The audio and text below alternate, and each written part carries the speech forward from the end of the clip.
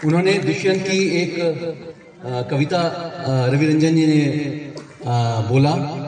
मैं उसके साथ उसकी जो पंक्तियां हैं मैं गाकर आपको एक समा बांधता हूँ। फिर मैं गोलागतनी समाचार बटुए विक्रमगंज से रिपोर्टर बानी राजू रंजन दुबे जी। खबर के हेडलाइन सुनी, इंसान के सत्यवादी होखे के चाहिए। लक्ष्य के मूल मंत्र प्राप्त करे खातिर विद्यार्थी खातिर दिहल गईल 4 गो मंत्र।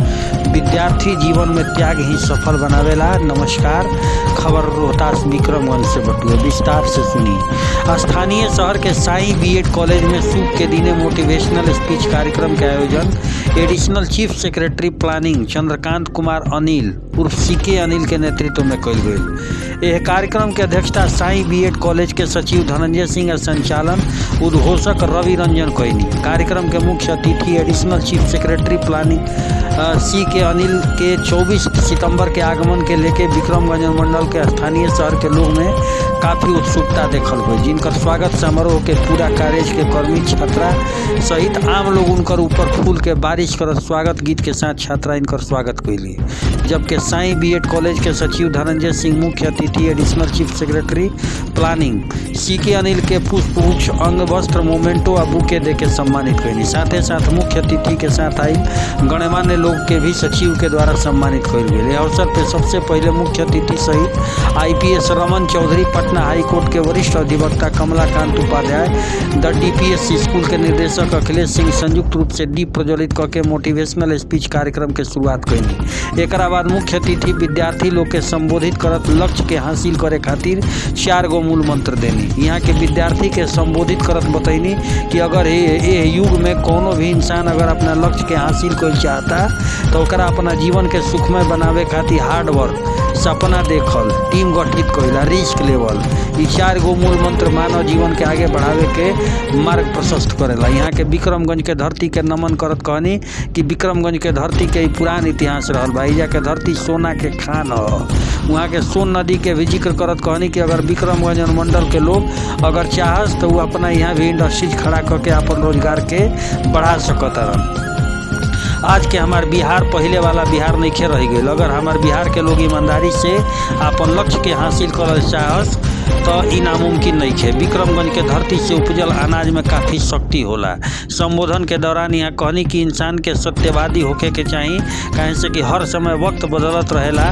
साथ ही साथ वहाँ के जिक्र करत कहनी कि जब हम विक्रमगंज के धरती पर अपना पहला कदम नवंबर 1993 में रखनी है, यहाँ के जनप्रतिनिधि स्थानीय लोग के साथ मिल के काम कैनी, तब कुछ ही दिन में 28 नवंबर 1993 के BBC के द्वारा सूचना प्रसारित कर गई कि पूरा बिहार में कम समय में नगर पालिका टैक्स के जमा कर बयान अपने गुब्बारे बेचा करता था। लंच टाइम में, टिफिन टाइम में जब भी बच्चे बाहर निकलते तो कुछ बच्चे उसका गुब्बारा खरीदते। उसके गुब्बारे कई रंग के थे, लाल, पीला, हरा, नीला, और वो लंच टाइम में इस तरह से गुब्बारे बेचकर अपना जीवन यापन करता था। एक दिन स्कूल से एक बच्चा बाहर निकल के आया और जो गुब्बारे वाला है उसका कोट पकड़ के धीरे से खींचा और बोला, अंकल अंकल एक बात पूछे आपसे? बोला, हाँ बेटा पूछो। बोला, अंकल आपके गुब्बारे जो हैं वो हरे रंग का है, लाल रंग का है, नीला रंग का है, सफेद रंग का है, आप कभी काले रंग का गुब्बारा क्यों नहीं बेचते? आपके जो गुब्बारे हैं उसका रंग काला क्यों नहीं है?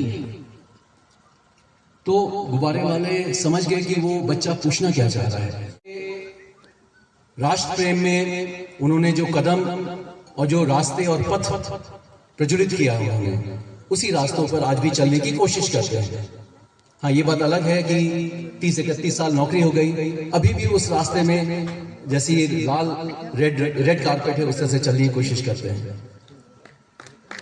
उन्होंने दुष्यंत की एक कविता रवि रंजन जी ने बोला। मैं उसके साथ उसकी जो पंक्तियां हैं मैं गाकर आपको एक समा बांधता हूं, फिर मैं अपनी मोटिवेशनल स्पीच भी बोलूंगा। उसके शब्द हैं, कोई हंगामा खड़ा करना मेरा मकसद नहीं। दुष्यंत की पंक्तियां हैं ये। कोई हंगामा खड़ा करना मेरा मकसद नहीं, कोई हंगामा खड़ा करना मेरा मकसद नहीं। मेरा मकसद है कि ये सूरत बदलनी चाहिए।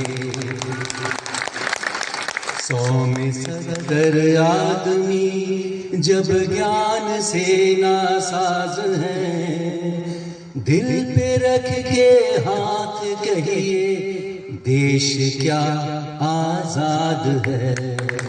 100 में 70 आदमी मेरे सीने में नहीं तो तेरे सीने में सही, मेरे सीने में नहीं तो तेरे सीने में सही। आगे कहीं भी हो आग होनी चाहिए। 100 में 70 आदमी जब ज्ञान से नासाज है, दिल पे रख के हाथ कहिए देश क्या आजाद है। अब मैं कुछ बातें आपके समक्ष, स्पेशली बच्चों के समक्ष बोलना चाहूंगा। ये बातें जो हैं मैं 2-3 कहानियों के रूप में आपके समक्ष रखूंगा।